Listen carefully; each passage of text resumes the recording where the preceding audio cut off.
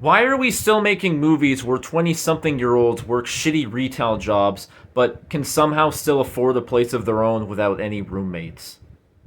So the dude in Obsession, the guy is like clearly toxic. He's too afraid to get with this girl, and then when he has her, he doesn't really care about her. He doesn't love her. This is a toxic guy. This is a horrible main character.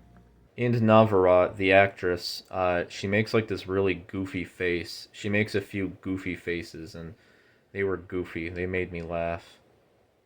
You guys saw that, right? The guy was bad. The guy was bad in the movie. The main character is bad.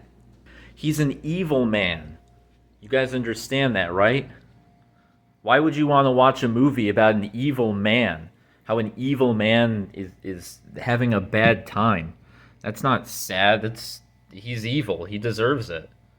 There's also a part where she walks backwards, and she's very clearly not walking backwards. They just reversed the footage of her walking forward. It's very obvious. Anyone with a brain cell can tell that it's happening. It's a horror movie with a really obvious metaphor, a very, very thinly veiled metaphor. You know, why can't we just enjoy a horror movie? Instead it's trying to lecture us. It's another horror movie about men are bad. It's another horror movie where the message is men are bad. So that makes it woke. And the woman is bad too. And that makes it misogynist. So this movie just hurts everybody. The girl is also toxic. The girl, they made it, like, I don't know if you got that, but, like, to me it felt so much like a real toxic, abusive relationship. They should have known that. Did you get that? Why would they put that in a movie? They made the girl toxic and manipulative.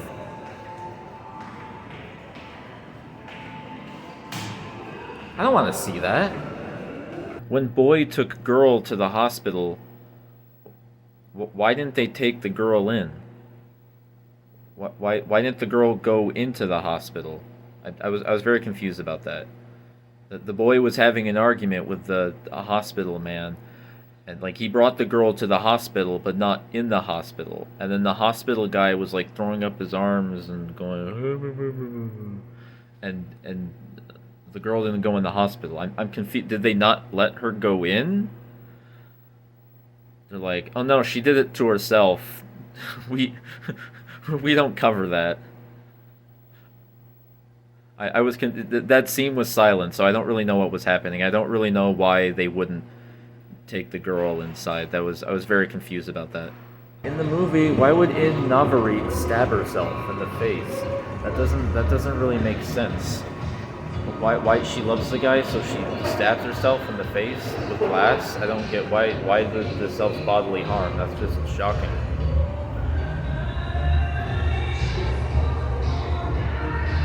The best performance in the film was from the dead cat. There's a scene where boy orders a pina colada, and girl like hits him on the arm and goes like, "Ooh, like, I like a little feminine man." That's very gender conforming of you, girl. The movie thinks that duct tape is scary. The boy sees the door and there's duct tape on the door, and he stands there and the camera stops and the audience goes because of duct tape. Duct tape isn't scary. I wasn't scared of duct tape. The film wasn't made by a filmmaker. It was made by a YouTuber.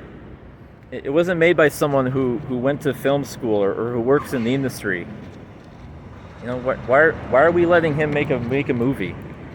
It wasn't made by a professional. You guys know that, right?